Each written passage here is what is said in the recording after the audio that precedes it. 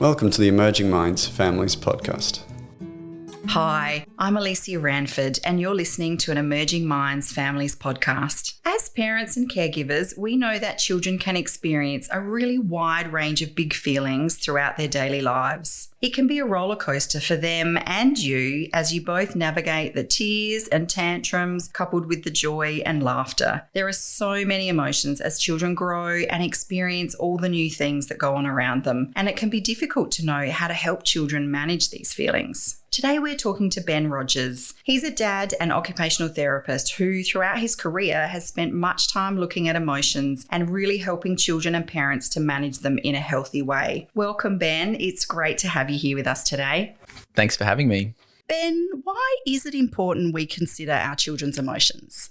Emotions really sit as a fundamental process in how we navigate the world around us. And many of you listening today may have heard the term emotional regulation, which is our ability to manage our emotional experiences, identify with them, and then respond in ways that are appropriate to the needs of our environment. So, we're constantly taking information in. I'm sitting here talking to you, talking through a podcast and microphones in front of me, and there's so much happening in my environment, but also internally. My heart rate's starting to go up as a subtle feeling of anxiousness. Am I going to say the right thing? And, this is all happening under the surface. And when we think about the needs of our environment, if we're in danger, we feel certain emotions. That might be fear, which help us to move away from that experience.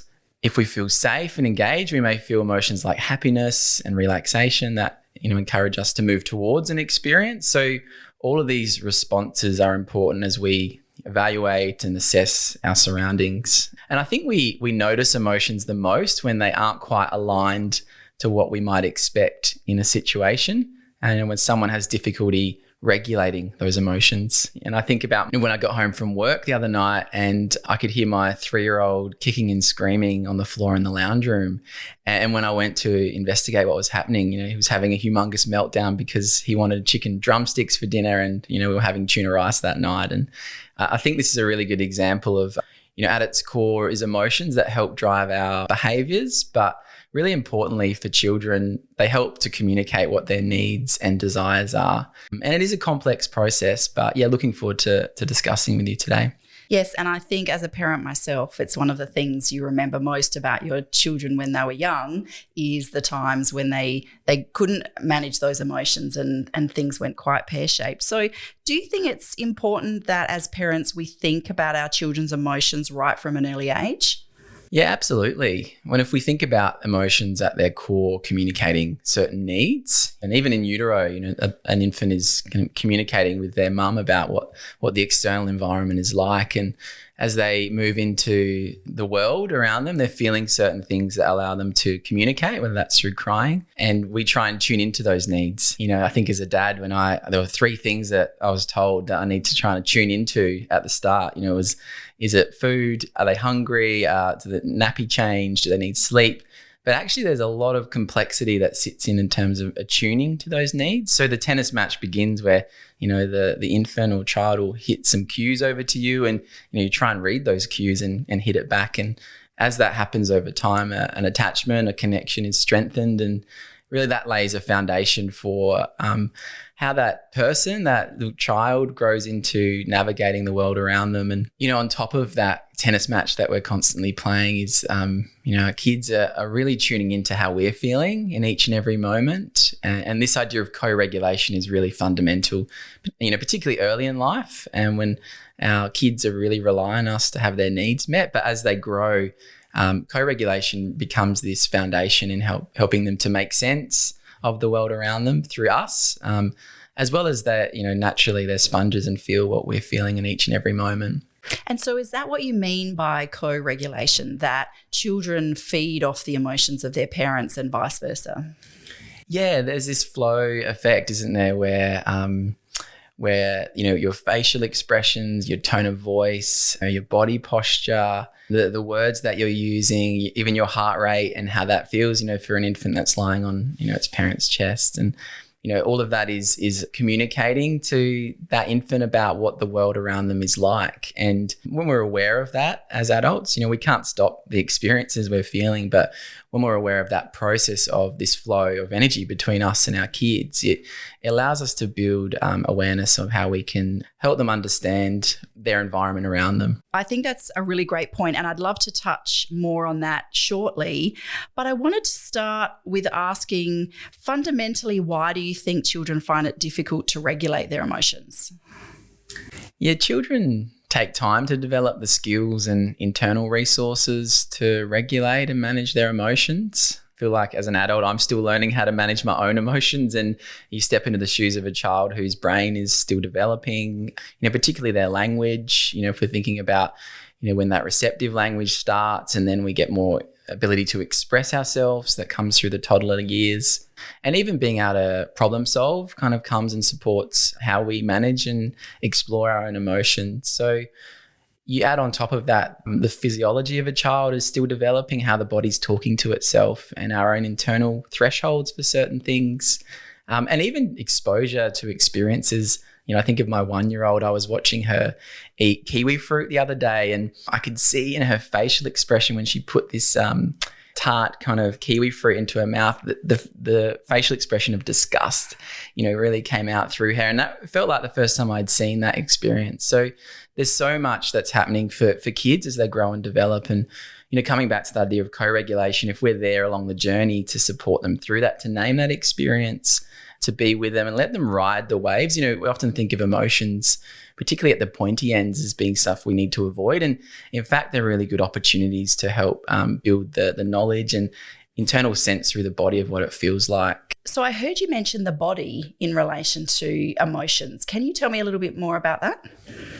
Yeah, so our emotional experiences are felt. We have feelings, and those feelings are carried within the body. And it's something that we don't always look at as parents, but it's a really important place to draw kids' attention to, because they have sometimes these really wonderful ways of describing what they're feeling in their body. It might be a tight chest, butterflies in the belly. And so emotions and the body are really intertwined. So although it's really important to, give language around that emotion, if we can help kids to think about their body, it builds a broader level of literacy around this area. Literacy meaning language and words and understandings. On top of that is the way that we think. So our thoughts, our emotions, and also our body. I think that's a really interesting way to look at it, that we experience emotions also through our body. It's not only a sense of feeling. It's right. And it's a good starting place for adults as well. Often if you can name a feeling, name an experience, take time to explore where it's in the body. And for a parent, it's really hard. And I know for me, after a big day at work and I get home and, my child's having a meltdown about what we're having for dinner, I can have certain reactions that I could be aware of. But what emotional regulation can help you do is if you're aware that you're feeling it in the body, you can just quickly drop in and say, I'm noticing tightness in my chest right now. And that provides a bit of space. It gives you that moment in time to sit with that and respond in ways that you think are more aligned to your child's needs in that moment. Yeah, it's that lovely moment of reflection in yourself, which can probably help with your ability to manage what your child's experiencing as well. And it doesn't go well all the time. Obviously, it's something that, a lot of parents, I think, including me, are aware of in how kids can make us feel certain ways, and our own thresholds for managing those things. And yeah, I think it's something that we have to have a level of care and compassion for ourselves as we navigate these little nervous systems that grow and develop. And so what do you think are the benefits in teaching children at a young age how to manage their emotions? When we think about emotions at their core, we're built to respond, as I said earlier, around when things are unpleasant, we're moving away from them. And when they're pleasant, we might be drawn more towards them. But as we navigate the world around us, we can't control what life's going to be throwing at us at different points. Having core skills, self-regulation around navigating those experiences is fundamental. And particularly when thinking about the extreme ends of what that might mean, in terms of when we're feeling those really unpleasant experiences, finding ways of being able to sit and be with them, or knowing what strategies and tools to draw on is really important. As a parent, thinking of it that you're building a toolkit that a child can draw on at different points when they're needing it around their emotions and their regulation. Sometimes that might be connecting with you and exploring something difficulty that they're going through at the moment. Sometimes that might be something that they can draw on themselves that allows them to self-regulate And other times there might be other things that are really unique to that child and their individual differences. And that's probably a really key point, is that kids are really good at talking in their behaviors about what they're needing at different points in time.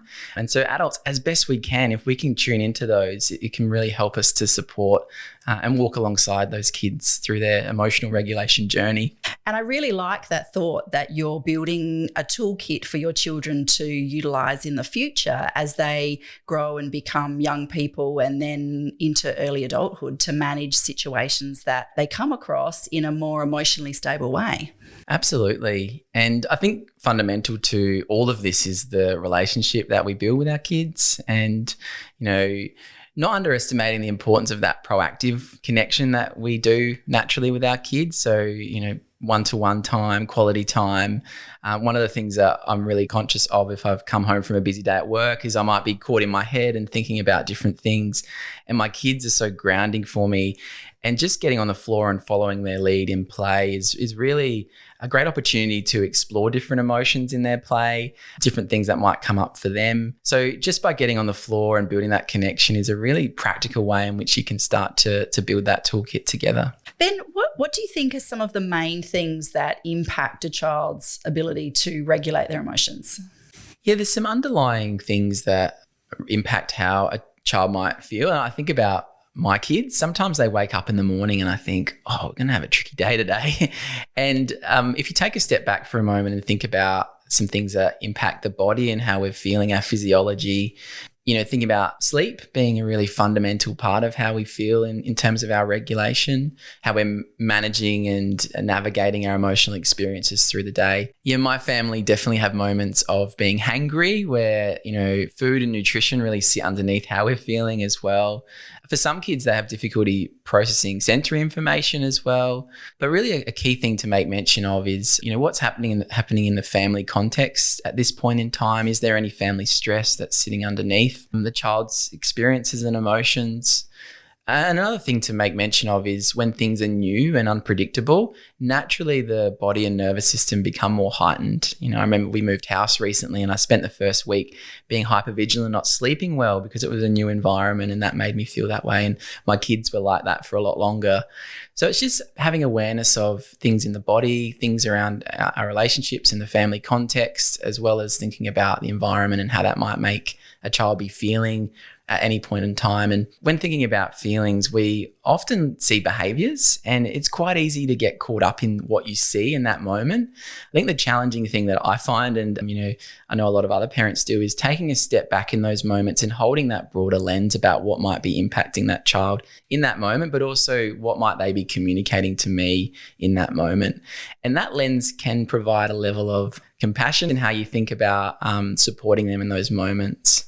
And it's lovely to think that actually it's being curious about why your child might be feeling this way.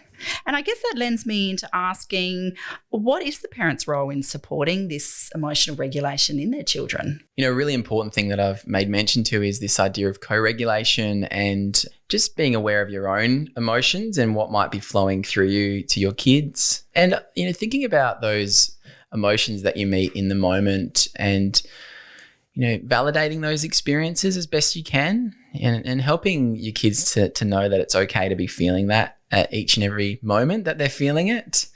I know this is challenging at different points in time. I was reading recently the Latin definition of discipline is to teach. And, when you think about teaching, and emotions, really those heightened emotions are really important moments in time. Now, if we think about what's going on for that child in their brain in those moments, particularly for my toddler, their ability to access language in those moments is really challenging.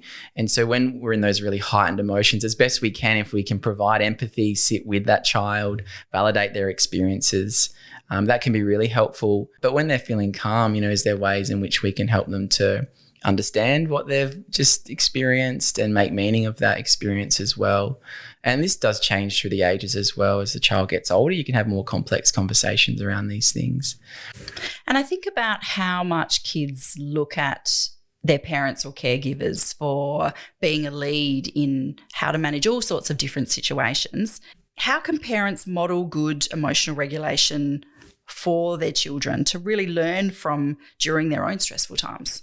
Yeah, one thing that I've learned as being a dad is that your kids are sponges for your own behavior. And, I've just seen myself in my kids and how they've talked to me or responded in a cheeky way. And I think that's a really important thing for us to be aware of. And, I think as parents, we're aware that, God, they're absolute sponges for what we're doing at the moment. And that becomes really important when we're feeling stressed ourselves. What's our tone of voice, our facial expressions, how are they making meaning of what's going on for us? As a parent, it's natural for us to react at our kids. I think it's just really validating that that's what happens at different points in time. But finding times of when those ruptures do happen, when you find yourself frustrated or angry at your kids, once you're feeling calm yourself, how can you create some space to repair that and talk through what happened for you in that moment and ask them about how they're feeling, and then just having some open communication and meaning making together around what's happened. And that might be something that's small, it might be something that's big as well. And that kind of framework can be really helpful for families. And thinking about your family rituals, as I talked about earlier, relationships are really fundamental to this and having that positive connection together.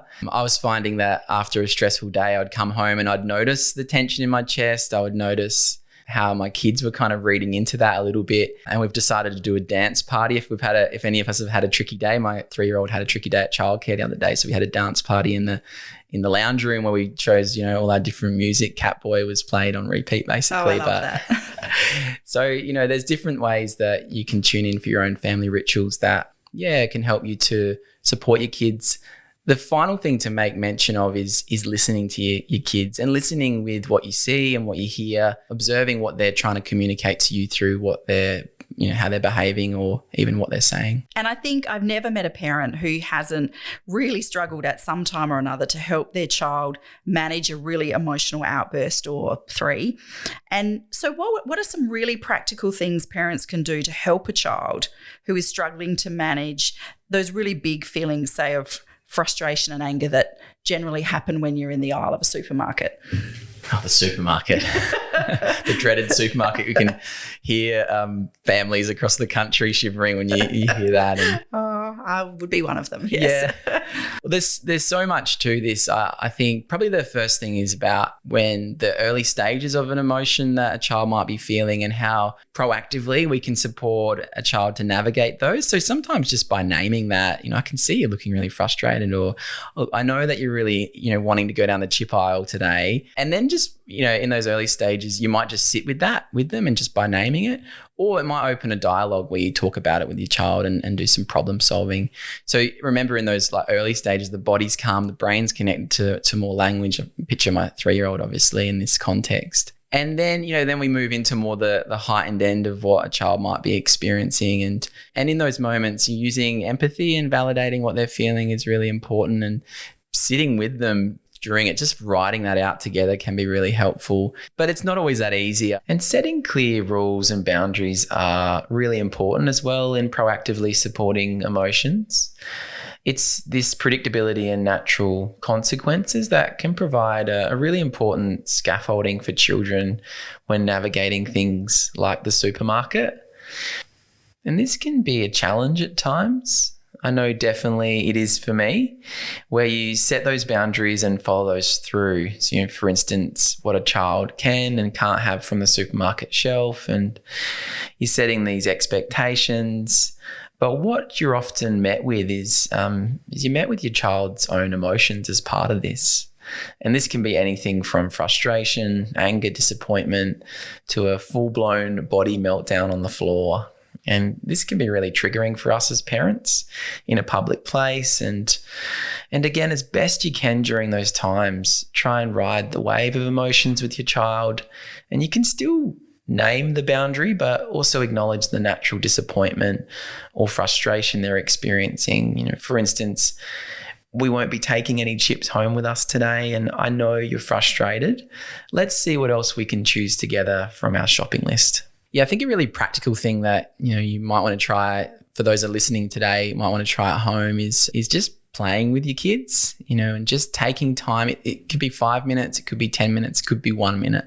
But just getting on the floor and following their lead in play has a really important connection with your kids, but also you learn a lot about them and their interests, what they're feeling, what they're going through. Things just bubble out. It can be hard in those moments not to jump in And that's a skill in itself, not to try and fix emotions or even, take control of those play situations. But yeah, just following their lead in play can be a really helpful way of starting that. The other thing that can be really helpful is thinking about the body carrying certain emotions and how can we let the body move through those things. So at times for my son might go jump on the trampoline and get a lot of that heavy work kind of feedback through the body. It might be breathing based exercises where you kind of, we blow out candles with imaginary candles in front of us, or might do the bubble monster, which is just a little bit of detergent and some straws in a bucket. So that expiration, that long exhale really naturally calms the body down. And I hear you talk about taking the time to get to know your children. So if I bring you back to the frazzled parent that's in the supermarket with the child that is screaming because they can't go down the chip aisle, is it those moments when you can use the knowledge that you've got about your child to draw their attention away from what they're upset about and perhaps look at, doing bubble monsters when you get home, or drawing their attention to something else of interest that might be going on around them? Yeah, so in those moments, we'll talk about feeling frazzled. I had this the other day with our son, and in those heightened moments it can be really challenging to, particularly in the younger years, to rationalize and problem solve in those moments. And probably the bridge into supporting the body to calm is by validating and sitting with them and as best you can naming their experience. And so that's probably that priority, is helping the body and the brain feel calmer in those moments, so then we can, start to talk about things together. That can be challenging, even just sitting with them on the floor during that might be an option. But when they're feeling calmer, and one thing that we've started to do lately with our son is have a chat to him afterwards when he's feeling calm. It's like, what in those moments, what can we do to help you out? And he had this really insightful thing that he shared with us, which was, you can tickle me. And we were like, oh, interesting, tickle you. He's like, yeah, you can tickle me. And we're like, okay, we'll give that a go. And recently I tried that, not when it was too heightened, but I just said, you told me I could tickle you. After sitting with, what he was feeling, obviously, I was like, are you feeling really frustrated, mate?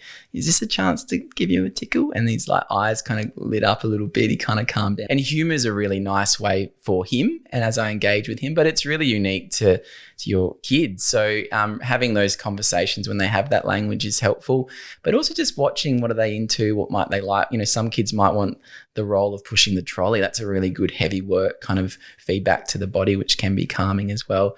It might be a shopping list for the older kids, and in that shopping list is something that they've chosen. And for the younger kids, it's probably just about being close to mum or dad during the process, and it's a pretty busy place, a supermarket. So yeah, I think the key message in that is just tuning into what your kids' needs are, and you'll be surprised. Oh, and I think too, ultimately, sometimes you can go in with all the best intentions and all the strategies in the world, and sometimes it's the thing that you least expect that works. Yeah, again, I've shared a lot of my family experiences today, but one of the things that we had recently for our 3-year-old was we're helping him navigate the bedtime routine, and he was getting really upset about that for a variety of different reasons. And we've been setting up as best we can some clear rules and boundaries for him at bedtime to keep him in his bed. And some nights this has been going really well, but this particular night it wasn't.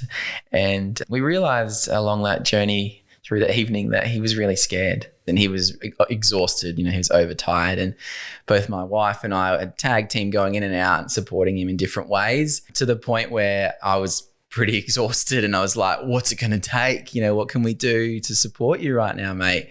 And I just, on a whim said, do you want my jumper? I've got this really comfy bedtime jumper that I wear. And he looked at me and he said, yeah, I want your jumper. And that was the thing. That was the thing. I took my jumper off and I gave it to him, and he instantly calmed down and went to bed. And I was like, wow, this isn't really a parenting strategy you read in a book. But, I think for him, there was something about having me connected to him when he went to sleep, and that was really helpful. And yeah, I think it's just, being kind to yourself. We were exhausted at that point. I didn't know what else to do, and we'd ridden the wave with him for a good period of time. So yeah, you have to be creative sometimes, I think. Absolutely, Ben. And look, thank you. I think this has been so insightful, looking at kids' emotions, which as a parent of 2 children myself who are now older, but I still sit with some of those times when things went completely pear-shaped and it didn't seem that anything that I was trying worked. And I think before we finished, I just wanted to ask you if listeners today were to take home just a few things from what you've talked about, what would you want them to remember? Yeah, I think trusting yourself to invest in the relationship with your kids and the quality time that you can spend with them, getting on the floor with them, following their lead in play if you can. And we talked about curiosity today and being curious to your child's experiences. When a child's able to use language about an experience, invite them to share that with you. Think about where that might be in the body and, where do you notice it? And just being curious together and inviting them to be curious about their experiences. Your child has really creative and unique ways of talking to you about what they're experiencing or showing you what they're experiencing in terms of their emotions. So as best you can, try and see that and find ways of meeting that in as many moments as you can through the day. But as I said, it can be challenging, so bring that kindness and compassion to yourself as well. Yeah, I think that's a lovely note to end on, Ben. Thank you. I think it is really important that anyone caring for a child does also need to remember to be kind to themselves during these moments, because it can really test your limitations. Thank you for talking with us today, Ben. It's been great to have you on our Emerging Minds Families podcast series. It's great to be here. Thank you. You have been listening to an Emerging Minds Families podcast. If anything spoken about today has been distressing for you or you find yourself struggling, please reach out for help. You can call Lifeline on 131114, or more resources for support can be found in our show notes. Visit our website at www.emergingminds.com.au/families for a wide range of free information and resources to help support child and family mental health. Emerging Minds leads the National Workforce Centre for Child Mental Health. The centre is funded by the Australian Government Department of Health under the National Support for Child and Youth Mental Health program.